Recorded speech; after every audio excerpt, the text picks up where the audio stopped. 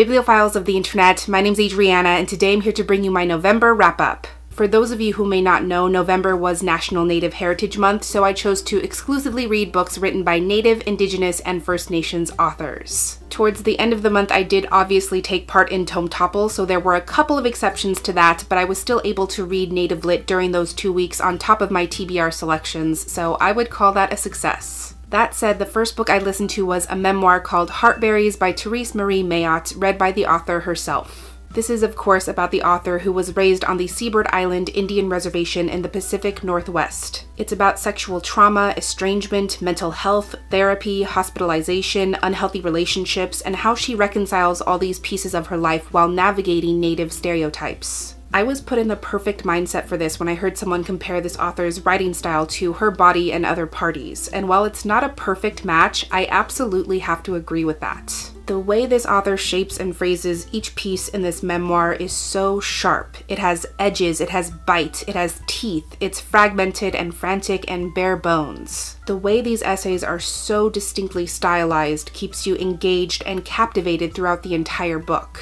I think I was most impressed by this author's resolve and the distinctive, decisive way she presents herself on the page. She doesn't have everything figured out, but she makes it clear that she is not going to be anyone's stereotype. Her life is not a performative act that conforms to expectations. She is no one's relic. One of the primary issues Native people continue to face is being erased, in the sense that people view Native nations as ancient relics of the past. They picture Native people in black and white. But here the author says, my life is here and now. My problems are mine and they exist in the present tense, and there's nothing beautiful or especially spiritual about experiencing any of it. She doesn't paint herself in a forgiving light, and that hard-won honesty really makes a difference. I really appreciate this author sharing her truth and her experiences. I gave this one 4 stars. When I was done with that, I picked up Mapping the Interior by Stephen Graham Jones. This is an Own Voices speculative, creepy novella about a 15-year-old boy who thinks he sees a dark figure passing through a doorway in his house. And this figure reminds him of his late father, except this spirit is wearing ceremonial clothing, which his father never did. So in order to figure out where this spirit might be hiding, the boy sets out to map every room in the house, which turns out to be much bigger and much more sinister than he thought. But in the process, as he experiments with drawing this spirit out, he is exposing his younger brother, who has chronic seizures, to danger and maybe even death itself.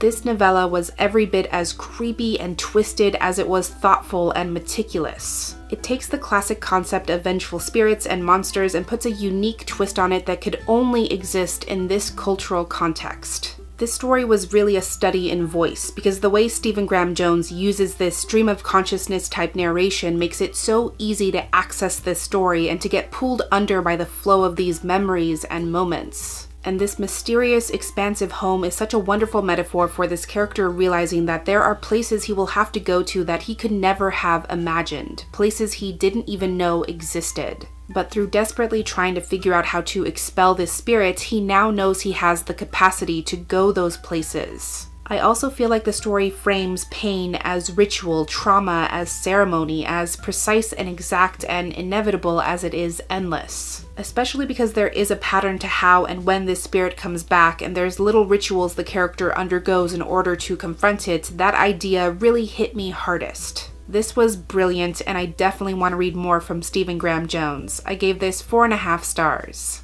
After that, I listened to the much-lauded There There by Tommy Orange, read by Kyla Garcia, Alma Cuervo, Sean Taylor Corbett, and Daryl Dennis. This is Own Voices literary fiction that is multi-generational and multi-perspective about all of these Native characters who are making the emotional and physical pilgrimage to the Big Oakland Powwow, which is a huge traditional gathering and celebratory event. Some of them are event coordinators for the powwow. One is a documentarian who is going to collect Native stories. One is a newly sober mother trying to make it back to her estranged family. Another is competing in traditional dances that he learned through YouTube videos. They all have their own reasons for needing the type of communion provided by this event, but in the process they will also be struck by tragedy and loss. This story definitely deserves all of the attention it's gotten in 2018. It is a complex and ambitious spiderweb of narratives, and it's really interesting to see how all of these characters' experiences overlap and connect. This story is also very purposeful in exploring modern Native identity and how it's difficult to be distinctly Native in this day and age because what people think of as Native is very firmly seated in the past. So Native folks are left to try and honor their traditions in a way that feels authentic rather than performative, but also in a way that's completely theirs. It's a very fine line to walk.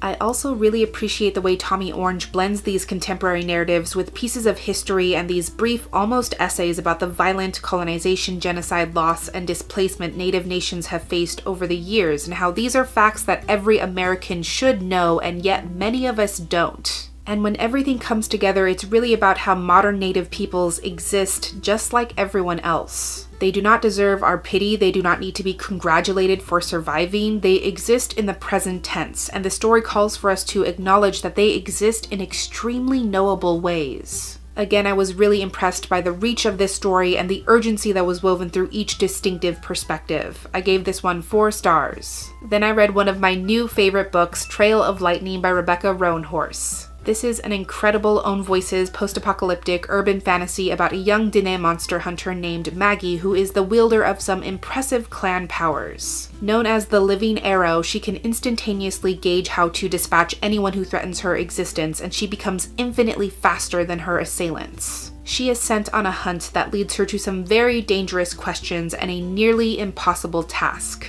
There's so much more to say about this, but luckily for you, I made an entire spoiler-free 5 reasons to read video where I gush about how much I freaking love this amazing book. That video will be linked down below, so please do go watch that and pick this one up yourself. Then I read another standout, and that was This Accident of Being Lost by Leanne Beresamosake Simpson. This is a collection of short stories, more like flash fiction pieces, poems, and songs, and I was just not ready for what this collection was serving up.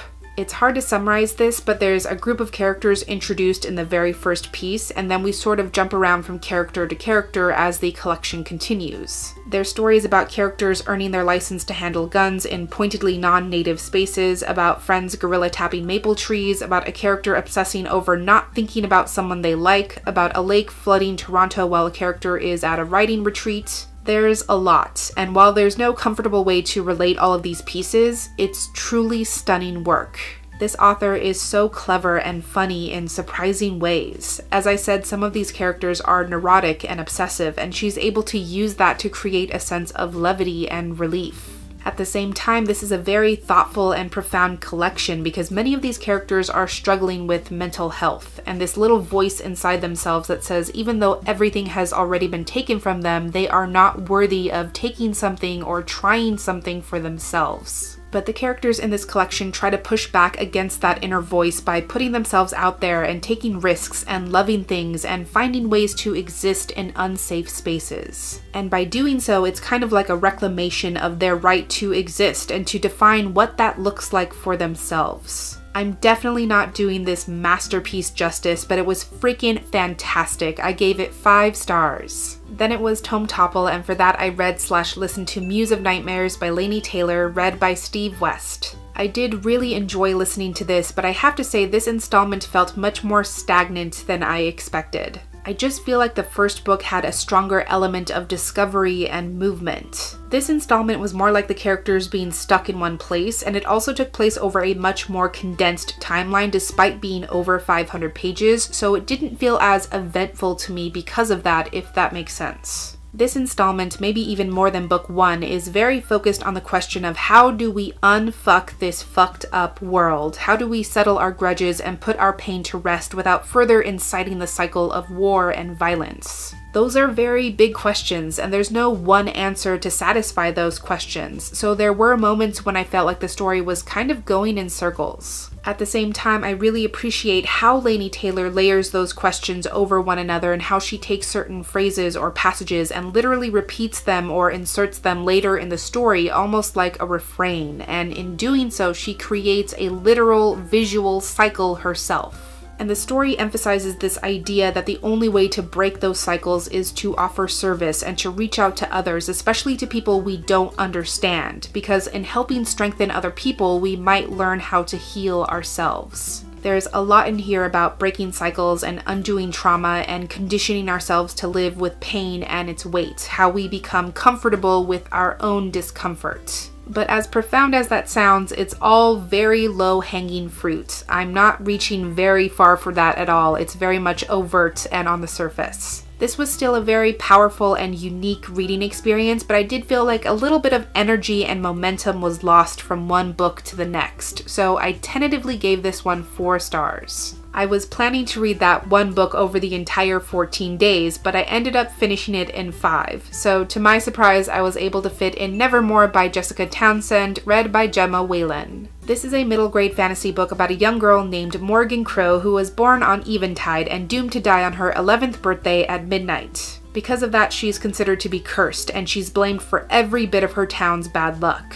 But the night before Eventide, she is magically whisked away by a mysterious man named Jupiter North. He takes her to a secret place called Nevermore, where she will compete in several trials in order to join the Wondrous Society, and if she can't, she will be sent back to her old life to face her fate. This was a really fun, surprising story. I was charmed, I was delighted, and I was just as transfixed on discovering this new and exciting world as Morgan was herself. There are definitely some noticeable parallels between this and the first Harry Potter book, more than I would like, but I do think it's a distinctive world within its own right. From the Wonderground to the Gossamer Line and the Shadow Room and the Black Parade and the trials themselves, there's just a lot of magic to love about this book. I also thought there was a really strong emotional thread with Morgan learning to confront her deeply ingrained sense of self-doubt. I mean, her entire life she's been told that everything bad that happens in the world is completely her fault, that she will bring suffering and misfortune everywhere she goes. But now she is learning that she is capable of greatness, that she could belong someplace. The moment Jupiter takes Morgan away from her old life and her family that despises her existence, she realizes there is someone who believes in her, there is someone who trusts her, there is someone who is completely unconcerned with the very notion that she might mess things up.